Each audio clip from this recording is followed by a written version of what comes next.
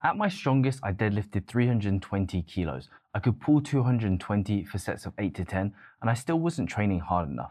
And if that sounds mad to you, if you're thinking, mate, that is hard training, that's exactly what I thought too, which is the problem, because if I couldn't tell with years of experience, there's a very good chance that you can't either.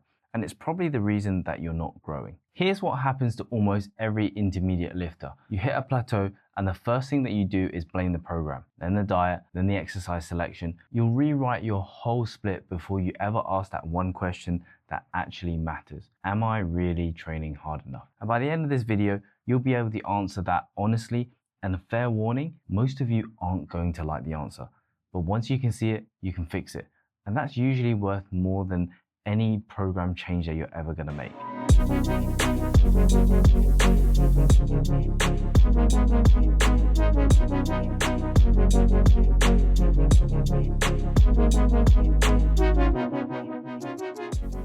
If this is your first time here and you like this kind of stuff, make sure that you drop a like and hit the subscribe button for more videos just like this one. First, let's clear something up. Training hard is not the same as lifting heavy. Heavy is intensity. That's just a number that's on the bar. Hard is your effort, how close that you're actually getting to the limit of what you can physically do. And you can be really freaking strong, but still never get anywhere near the limit of challenging yourself. This was me. The numbers I could lift looked impressive, but the proximity to failure wasn't quite there. And here's why this matters for your gains. The research is pretty clear that growth happens when you train close to failure, roughly around 0 to 3 reps in reserve. Any further away from that, and the results start to drop off fast. The closer that you train to failure, the more growth potential you might get, but the fatigue cost also rises dramatically. And that sounds easy enough, right? Stay within 3 reps of failure and job done. You get jacked. Except in order to know that you're 3 reps from failure, you kind of need to know where failure actually is, and almost nobody does. Let me prove it to you.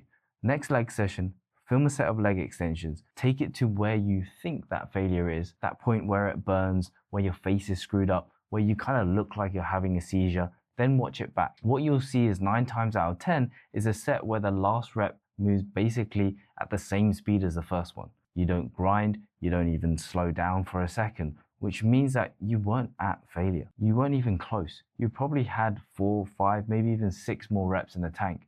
And it just felt like you couldn't do more. And that's the problem with hard sets. It's subjective. It's our opinion in that moment of how many that you have left.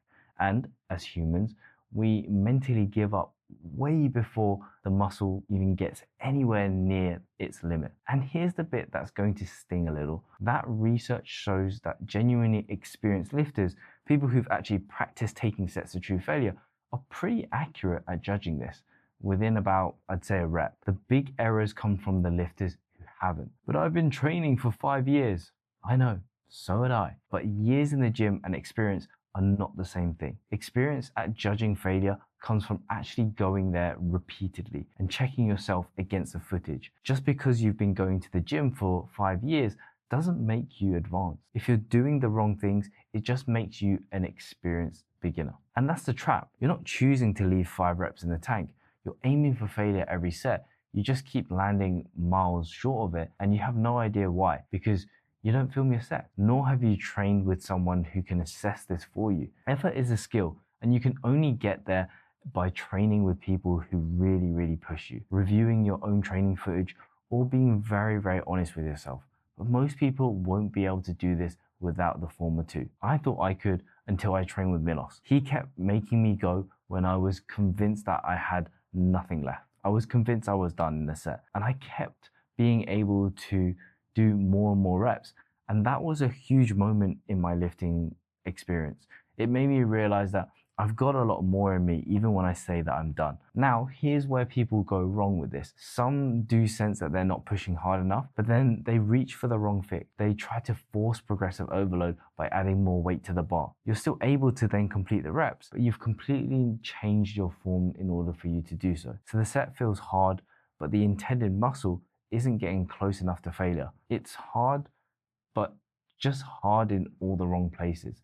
So if your feelings aren't a reliable measurement of effort yet, that then raises the obvious question, what is?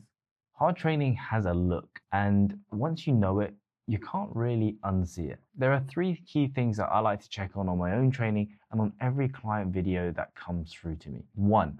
Rep speed. In a genuinely hard set, the last few reps slow down significantly. Not because you're choosing to slow down, but because your muscle is completely fried and cooked and it physically can't move the weight any faster. And it's that involuntary slowdown that's the sign of maximal effort. 2. Does the first rep look like the last rep? Now, this is where I'm not necessarily talking about speed this time. I'm talking about the range of motion, your body position, and the technique. A hard set is where your form is unchanged other than the speed. A fake hard set does the opposite, where your range of motion may get shorter, you use more momentum, and other muscles get involved. You can keep going and going, but the exercise isn't the same anymore. Progression only happens when your form stays exactly the same from week to week. 3.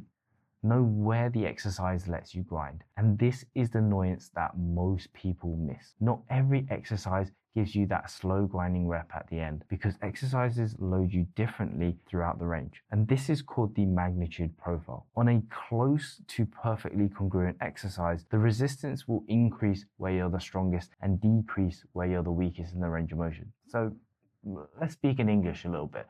Let's take the lateral raise, for example. You're strongest when the arm is the closest to your body and weakest when your arm is at the top. A congruent exercise would match this. So it would be much heavier at the bottom and it would gradually get lighter as you reach the top. And that's when you get that beautiful slow grind, the rep crawling experience. But on something like a skull crusher, where the hardest point is at the bottom of the lift, failure can actually show up quite suddenly. One rep moves fine and then the next one just stops and you can't do anymore without any warning. So judge each exercise on its own terms. You have to think about which exercise might be smarter to train to complete failure and which ones might be better off perhaps being a little bit closer to 3 reps in reserve mark. So grinding a bicep curl to a complete standstill might be okay, but grinding a heavy squat until your spine's rounding and you look like a dog pooing, you probably won't want to do that. So how should you implement this yourself? And this leads us into part 3, which is how to manage it yourself. Most of your working sets should land at around 1 to 2 reps in reserve, finishing the set knowing that you could have done 1,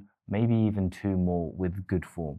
Close enough to failure to get growth, but far away enough to recover from. So here's how I would ensure your 2 left really is hard training. Method 1. The repeat set test. On your last set of your single joint exercise, such as a hamstring curl, a leg extension, a lateral raise, any kind of isolation type exercise, take it to where you'd normally call failure. Then the next set, keep the exact same weight and do as many reps as possible. If you can get more reps on the second set than your first, you weren't training to failure on the first one. A truly maxed out and challenged muscle shouldn't be able to outlift you when you're feeling fresh. Film both sets, watch them back, and this is where you're going to have to get really honest with yourself. Method 2. Get stuck safely. Pick a machine that you can bail out of safely. A leg press with the safety pin set or a Smith machine press with the stoppers in. Then you just keep going until you cannot physically move the weight anymore and you get pinned down into the safeties. Once you get this feeling, you've now got a reference point and everything else gets measured against that. And now you can really finally predict your reps in reserve properly because you now know where failure is. Do these for a few weeks and then you can set this new baseline. And every so often, I would recommend going back to test this. Then from week to week, this is the 5 rules that I give to my client. Rule 1. If your form was off, then use the same weight as your last week. Perfect the form first before increasing the load again. Rule 2. If you hit the top end of your rep range and it still feels closer to 4 to 5 RIR, then add 5 to 10% of your load for next week. Rule 3. If you hit the bottom end of the rep range but with good form, keep the weight. Progress in reps before the load because it's often a smaller progression than increasing load. Rule 4. If you didn't hit the rep range, then the weight is simply just too heavy for you right now. Drop it so that you land in the range. Rule 5.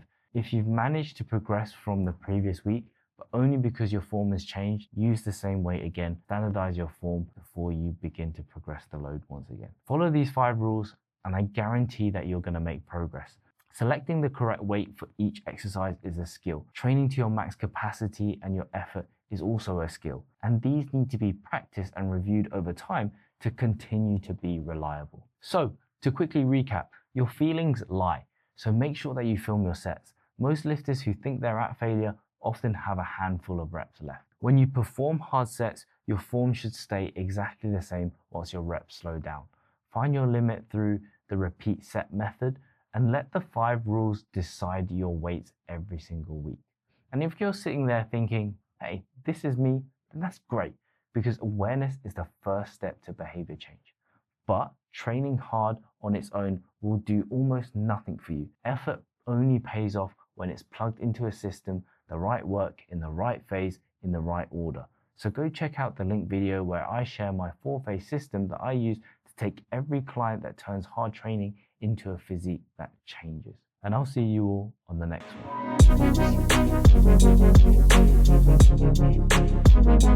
one.